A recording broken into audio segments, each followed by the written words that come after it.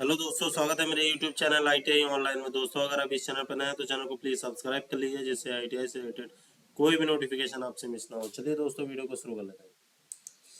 दोस्तों, आज हम बात करने वाले हैं रेलवे की ALP के बारे में। तो ALP में कैसे कैसे आपका सिलेक्शन ईजिली हो सकता है और क्या क्या चीज़ें ध्यान देने वाली होती हैं, हर एक चीज़ को डिस्कस करेंगे कि कैसे आपको ALP के बारे में तैयार होना चाहिए। जैसा कि आप सब लोग जानते हैं, ALP टेक्नीशियन की वैकेंसी पिछले 2 से 3 महीने में आने वाली है। तो उसके लिए मैं आपको एक चीज़ क्लियर कर दूं। काफ़ी लोगों का डाउट रहता है कि ALP में कैसे क्वेश्चंस पूछे जाएंगे, कैसे कैसे लोगों का सिलेक्शन होना है। तो एक एक चीज़ को डिस्कस कर लेंगे, जिससे कि आप इजीली आपको हर एक चीज़ क्लियर हो जाएगी।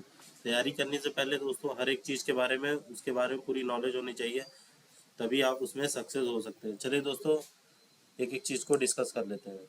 दोस्तों, यहाँ पे ALP के बारे में ये महत्वपूर्ण चीज़ है, क्वालिफाइंग मार्क्स। सबसे पहले तो computer based test only for candidate who have opted ALP।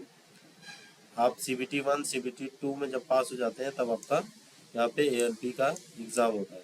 तो ALP दोस्तों चॉइस रहता है, जैसे कि ITI कैंडिडेट है तो आपके पास चॉइस रहता है ITI से टेक्नीशियन बनना है या फिर उनको ALP में जाना है। तो दोस्तों, जो टेक्नीशियंस वाले होते हैं ITI वाले, उनके पास दो फायदे होते हैं कि वो अगर ALP में फेल भी हो जाते हैं तब भी उनका सिलेक्शन हो जाता है। बाकी दोस्तों महत्वपूर्ण हो जाता है डिग्री और डिप्लोमा कैंडिडेट के लिए, क्योंकि उनको यहाँ पे पास होना जरूरी है, वरना उनकी जॉब नहीं मिलेगी। टेक्नीशियन में उनको सिलेक्शन नहीं होगा। टेक्नीशियन में ITI वालों का इजीली सिलेक्शन होता है। तो आइए हम डिस्कस कर लेते हैं कि डिग्री और डिप्लोमा कैंडिडेट को ऐसा क्या चीज़ करना है जिससे वो ALP में सेलेक्ट हो पाए। तो ALP में सेलेक्ट होने के लिए सबसे पहले आप देख लीजिए, this is applicable to all candidate, no relaxation is permissible. यानी कि यहाँ आपको कोई भी SC ST OBC या कोई भी कैटेगरी से आप बिलोंग करते हो तो यहाँ पे आपको इसका लाभ नहीं मिलने वाला है। तो यानी कि सभी के मार्क्स यहाँ पे एक ही रहेंगे। तो चलिए, candidate equal to 8 times number of ALP technician for each of community I. यहाँ पे 1/8 यानी कि एक सीट पे 8 लोगों को बुलाया जाएगा। ALP की अगर एक सीट है तो 8 लोगों को कैंडिडेट को बुलाया जाएगा। तो ये कैंडिडेट वही है जो प्री एग्ज़ाम और मेंस एग्ज़ाम को पास करके आए हैं। तो उसकी अलग से मेरिट बनेगी ALP की दोस्तों। तो उसमें अनरिजर्व में, जैसे अनरिजर्व की वैकेंसी मान लीजिए 100 है, मान लेते हैं 10 वैकेंसीज़ हैं, तो यहाँ पे अनरिजर्व के 80 कैंडिडेट को बुलाया जाएगा। वैसे ही OBC की NCL की अगर 10 पोस्टें हैं तो यहाँ पे भी 80 लोगों को ही बुलाया जाएगा, वो OBC के रहेंगे। वो टोटल ऐड होते रहेंगे। जैसे यहाँ 80 लोगों को बुलाया तो यहाँ भी 80 लोग को जो बुलाया, तो 80 80 160 हो गए। मान लीजिए 80 में 5 सीटें हैं, 5 लोगों को 8 गुना बुलाएंगे तो यहाँ 40 ही लोग को बुलाएंगे और 40 लोग और ऐड हो जाएंगे, यानी कि 200 लोग होंगे। ऐसे ही ST में भी 1/8 लोगों को बुलाते हैं, एक सीट पे 8 लोग थे दोस्तों। Shall be shortlisted for computer based test 80 based on their performance of part A and second stage. यहाँ पे इन्होंने बताया हुआ है CBT। पार्ट ए और सेकेंड पार्ट बी के जो मार्क्स होंगे उसके आधार पे यहाँ पे शॉर्टलिस्ट किया जाएगा। From among the candidate who have opted the post ALP, और इसमें से जिन्होंने ALP ऑप्ट किया हुआ है, आप चाहे तो ALP नहीं करके खाली टेक्नीशियन के लिए अप्लाई कर सकते हैं ITI अगर है तो। और अगर आप डिग्री डिप्लोमा है तो आप ALP के लिए ही अप्लाई कर सकते हैं। तो वहाँ पे आपका ALP में नंबर आपके 1/8 सीट पे ही बुलाया जाएगा, बाकी कैंडिडेट को यहाँ बाहर कर देंगे।